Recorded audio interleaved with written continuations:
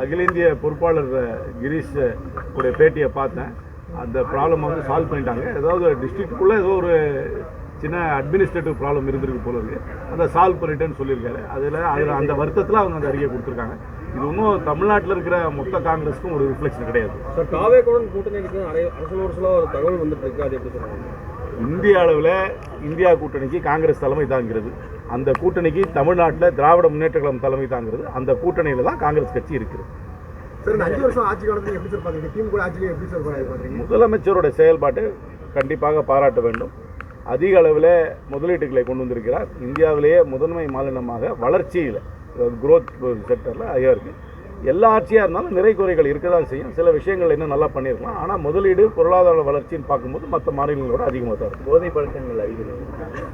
இதை வந்து ரெண்டு வகையாக டீல் பண்ணும். ஒன்று வந்து இந்த ப்ரொடக்ஷன் டிஸ்ட்ரிபியூஷன் அதை வந்து கட்டுப்படுத்துறது காவல்துறையோட கடமை. அதே வேளையில் இதை வந்து பயன்படுத்துகிறவங்களுக்கு ரீஹாபிலிட்டேஷன் மறுவாழ்வு சீரமைப்பு அதையும் கொடுக்கணும். நீங்கள் வெறும் லா அண்ட் ஆர்டரை மட்டும் வச்சுட்டு இந்த ப்ராப்ளமை சால்வ் பண்ண முடியாது.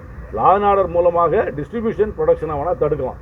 ஆனால் அது ஏற்கனவே அதுக்கு அடிமையாக இருக்கவங்களுக்கு ரீஹாபிலிட்டேஷன் பண்ணும். ரெண்டையும் சேர்ந்து ஹோலிஸ்டிக்காக பண்ணாதான். இது வந்து தமிழ்நாட்டுக்கு மட்டும் இருக்கிற ப்ராப்ளம் இல்லை, இது உலகமெங்கும் இருக்கிற ப்ராப்ளம். ஆனால் இன்னும் நிறையா பண்ணணும்.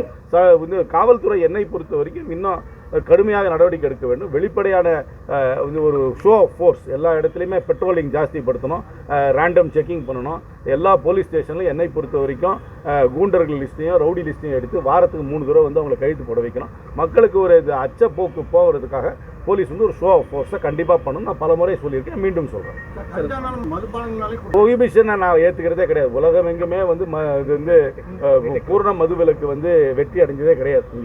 எந்த சரித்திரத்தை நீங்கள் எடுத்து பார்த்தாலும் பூர்ண மதுவிலக்கு வந்தாக்க அது வந்து உடனே வந்து கள்ளச்சாராயத்துக்கு போயிடும். அப்புறம் வந்து மாஃபியா அந்த மாதிரி ஃபோர்ஸஸ்லாம் வந்துடும். என்னை பொறுத்த வரைக்கும் இதை டிஸ்ட்ரிபியூஷன் வேணால் ரெஸ்ட்ரிக்ட் பண்ணலாம். இந்த கடைகளை வந்து எல்லா இடத்துலையும் வைக்காமல் சில இடத்துல தான் வச்சு ரெஸ்ட்ரிக்டட் ஹவர்ஸில் தான் வச்சு வாங்குறவங்க வந்து ஐடி கார்டு கொடுத்து தான் வாங்கணும். ஒரு அளவுக்கு மேலே வாங்கக்கூடாது. சிசிடிவி கேமரா வச்சு அந்த மாதிரி வேணால் கட்டுப்பாடு பண்ணலாமே போல பூர்ண மதுவிலக்கு என்னை பொறுத்த வரைக்கும் ஒரு தோல்வி அடைந்த கொள்கையாக தான் நான் பார்க்குறேன். மத்திய அரசின் கொள்கை இந்த மத்திய அரசாங்கம் வந்து அவர்களுடைய இந்தியா பார்வையே ஒரு இந்துத்துவா பார்வை. அந்த அரசாங்கத்தோட கொள்கைக்கும் நானும் எங்களுக்கும் வேறுபட்ட கருத்து தான் இருக்குது.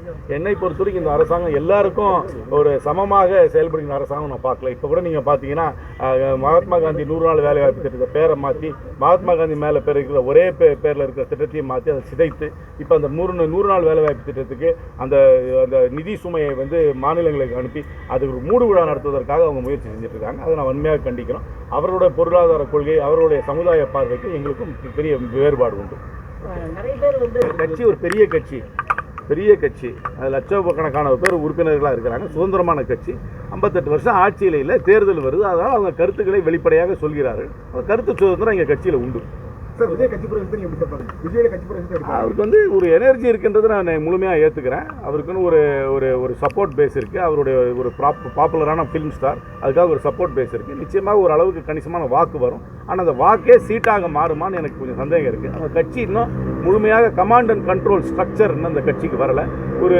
ஒரு பெரிய ரசிகர் மன்றமாக தான் இருக்கிறாங்க. ஒரு ஆக்கப்பூர்வமான அரசியல் கட்சியாக இனிமேல் தான் அவங்க வந்து காலம் தான் சொல்லுவோம். அவங்க ஆக்கப்பூர்வமான அரசியல் கட்சியாக மாறுறாங்களா. நிச்சயமாக கணிசமான வாக்கு கண்டிப்பாக வரும். அதை நான் மறுக்கலை. நிச்சயமாக வாக்கு வரும். ஆனால் வாக்கே சீட்டாக மாறுமான்னு எனக்கு சந்தேகமாக தான்.